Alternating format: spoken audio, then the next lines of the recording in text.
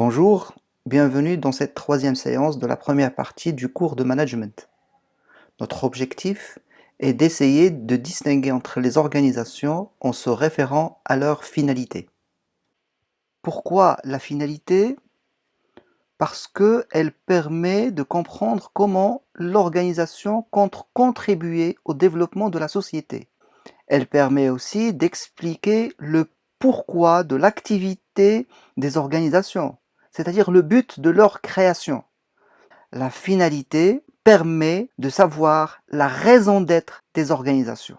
La finalité constitue la base de définition de la mission. Étant donné que la mission n'est d'autre que les besoins satisfaits pour remplir la finalité, donc automatiquement, pour définir sa mission, il faut se référer à sa finalité principalement. La finalité, elle donne du sens aux salariés et elle est source de motivation. Dans cette présentation, nous allons distinguer entre la finalité des organisations à but lucratif, qui sont les entreprises, la finalité des organisations publiques et la finalité des organisations à but non lucratif. Concernant les organisations à but lucratif, c'est-à-dire les entreprises, il faut savoir que l'entreprise est présente quotidiennement dans la vie des ménages. Elles y travaillent et elles leur apportent biens et services. Par définition, une entreprise est un agent économique dont la fonction principale est de produire des biens et des services, bien sûr marchands, dans le but de satisfaire ses consommateurs. Un bien ou service est dit marchand s'il est vendu sur un marché à un prix supérieur au coût, c'est-à-dire que le prix de marché doit couvrir les coûts de production. La production de biens ou de services, ou les deux à la fois, par les entreprises doit avant tout satisfaire les besoins solvables des clients. Un besoin est dit solvable si les clients disposent de suffisamment d'argent pour en payer le prix. Cependant, la finalité d'une entreprise n'est pas de produire pour produire. Sa finalité principalement économique, c'est de créer de la richesse et de faire du profit. Les entreprises ont d'abord une finalité traditionnelle. Dans ce cas, le rôle principal de l'entreprise est de créer des richesses, c'est-à-dire des biens et des services qui assureront sa survie durablement sur le marché. Pour mesurer cette richesse créée par l'entreprise, on utilise généralement l'indicateur économique de valeur ajoutée. Ainsi, pour fabriquer un produit, l'entreprise achète des biens et services qu'elle transforme au cours du processus de production. Par exemple, pour fabriquer une chaise, l'entreprise achète du bois, des clous, de la colle et paye de l'électricité, etc. Ce sont ce qu'on appelle les consommations intermédiaires. Ensuite, les produits fabriqués ou produits finis sont vendus sur le marché à des clients, individus ou organisations. Le montant des ventes réalisées, c'est ce qu'on appelle le chiffre d'affaires de l'entreprise ou valeur de la production. La valeur ajoutée est la différence entre la valeur de la production, c'est-à-dire le chiffre d'affaires, et la valeur des consommations intermédiaires. C'est le supplément de valeur que l'entreprise apporte, c'est-à-dire qu'il représente la richesse créée par l'entreprise lors de la production. Autrement dit, pour produire, l'entreprise va engager des dépenses. Et une fois le produit fabriqué et vendu sur le marché, elle va générer des recettes. La différence entre les recettes et les dépenses vont dégager un résultat. Le résultat peut être positif, dans ce cas on l'appelle bénéfice ou profit, ou négatif, c'est-à-dire déficit ou perte. Lorsque le résultat est positif, c'est-à-dire que l'entreprise réalise un profit, ce dernier revient au propriétaire de l'entreprise qui peut décider de l'utiliser soit pour se rémunérer, soit pour financer de nouveaux investissements, par exemple acheter des machines, ou bien pour augmenter les rémunérations du personnel en distribuant par exemple des primes. Ainsi, la répartition du profit et de la valeur ajoutée peut être source de divergence entre les acteurs qui poursuivent des buts différents, voire opposés. Les propriétaires veulent plus de dividendes, les salariés veulent des rémunérations plus importantes, les dirigeants non propriétaires veulent davantage d'investissements pour produire plus et augmenter le profit et bien sûr garder leur poste. La valeur ajoutée et le profit réalisé par l'entreprise doivent assurer sa pérennité. On peut définir la pérennité comme l'aptitude d'une entreprise à assurer sa survie durablement sur le marché. La valeur ajoutée est ensuite répartie entre les acteurs qui ont contribué à sa production. Le personnel de l'entreprise va recevoir des salaires, l'État va recevoir des impôts et taxes, les banques vont recevoir des intérêts, les associés des dividendes et le reste va constituer l'épargne de l'entreprise. Toutefois, la répartition du profit et de la valeur ajoutée peut être source de divergences entre les acteurs qui poursuivent des buts différents, voire opposés.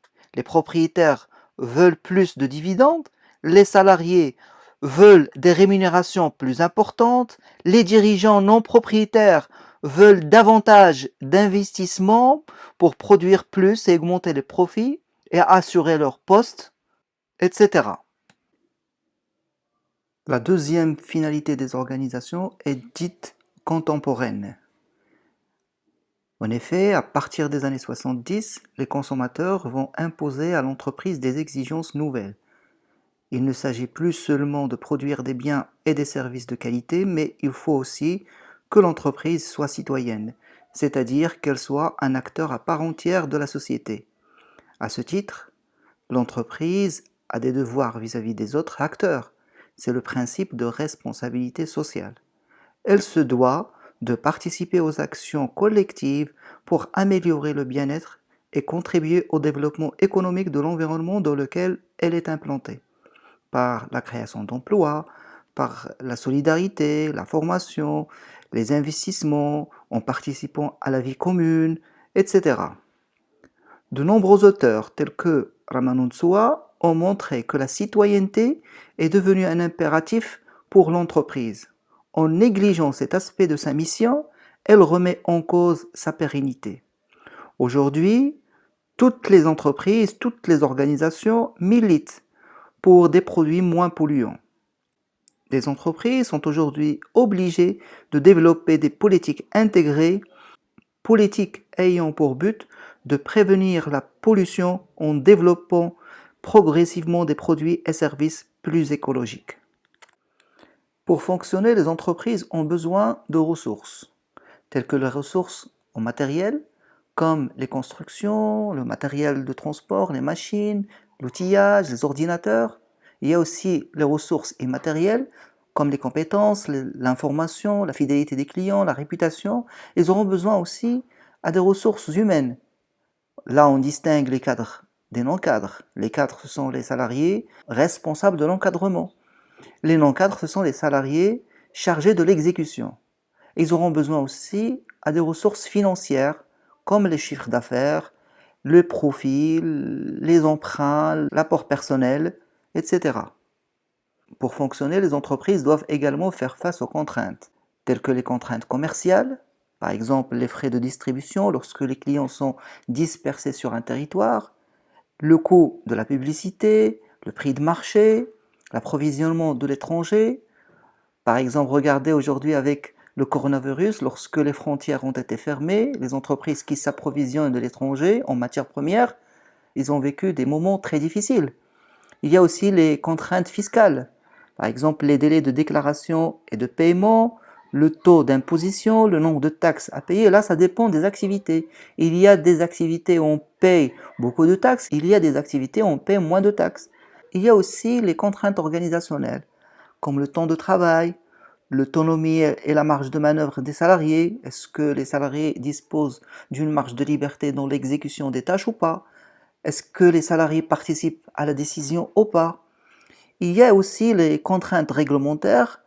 Là, on parle des activités qui parfois demandent un diplôme pour les exercer, comme l'activité de pharmacien ou bien l'activité d'un médecin. Et il y a aussi les activités qui demandent des autorisations administratives pour les exercer. Le deuxième type d'organisation dont on va parler maintenant, ce sont les organisations publiques. Ces organisations mettent en œuvre les politiques publiques. Leur finalité est principalement définie par la réglementation, c'est-à-dire que chaque catégorie d'organisation, elle peut avoir sa propre réglementation qui définit son mode de fonctionnement. Leur but, c'est généralement de satisfaire tous les besoins des agents économiques. Lorsqu'on dit organisation publique, on parle tout simplement des administrations publiques, des établissements publics, des collectivités territoriales et des entreprises publiques. Ces organisations publiques, ils ont deux finalités. D'une part, assurer des services publics. Un service public, c'est la prise en charge d'activités d'intérêt général assurées et ou contrôlées par une personne publique. Par exemple, la commune rurale, la commune urbaine, le ministère, etc. devant satisfaire les besoins essentiels des individus pour vivre en société. D'autre part, gérer le domaine public. Le domaine public est composé de l'ensemble des biens dont la propriété est collective, par exemple un jardin public. Ces biens peuvent être utilisés par plusieurs personnes sans priver d'autres de leur utilisation. À l'exemple de l'éclairage public. Les organisations publiques ont la responsabilité de la gestion et de l'entretien de ces biens. Leur dégradation, par exemple la pollution d'une rivière par une usine, entraîne automatiquement une charge pour la collectivité. Concernant les services publics, il y en a deux types. Il y a les services publics non marchands, par exemple construire une école, et il y a les services publics marchands, par exemple la production de l'eau et de l'électricité. Concernant les services publics non marchands, leur production repose sur 4 principes. D'abord, la continuité, cela signifie que tout service public doit fonctionner de façon régulière, sans interruption autre que celle prévue par la réglementation. Deuxième principe, l'adaptation, qui impose aux services publics qu'ils évoluent avec les besoins de l'intérêt général.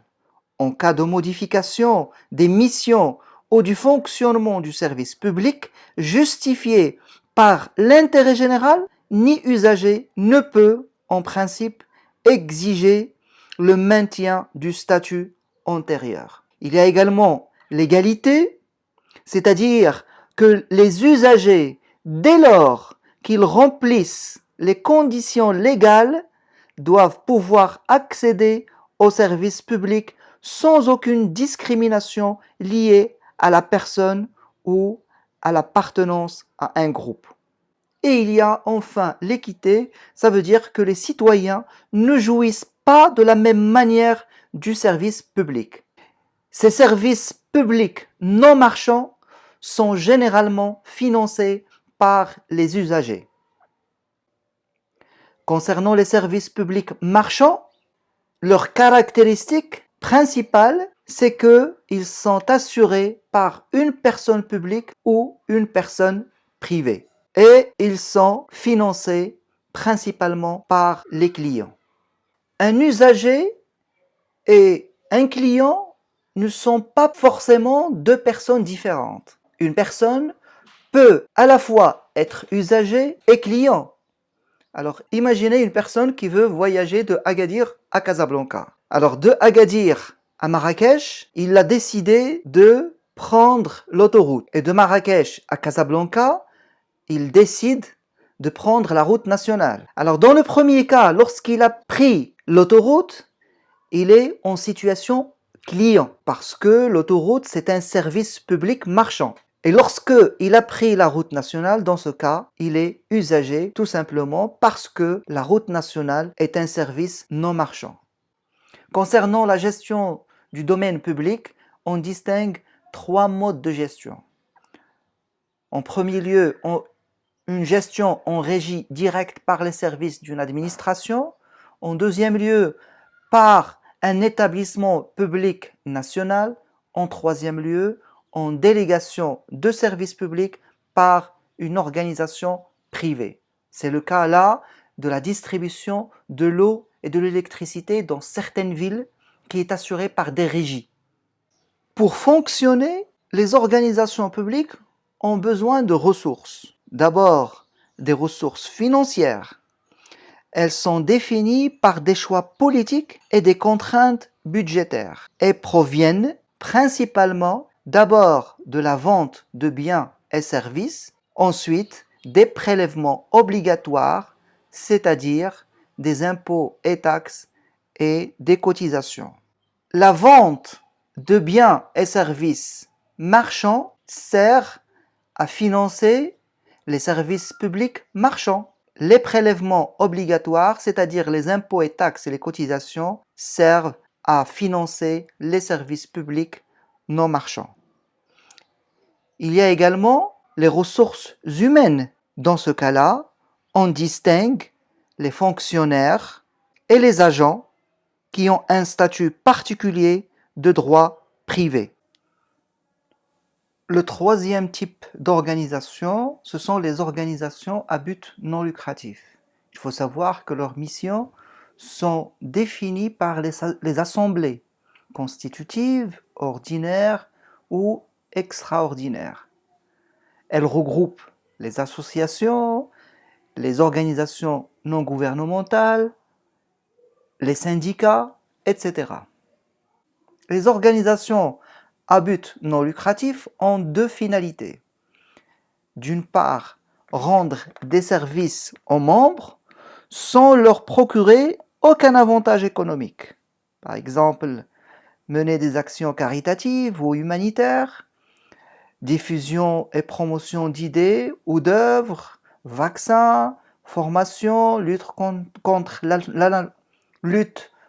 l'analphabétisme. D'autre part, réaliser des actions sociétales. Par exemple, partager un loisir entre les membres. C'est le cas des associations sportives. Défendre les intérêts des membres. C'est le cas des syndicats. Ou bien la convivialité. C'est le cas des maisons de retraite.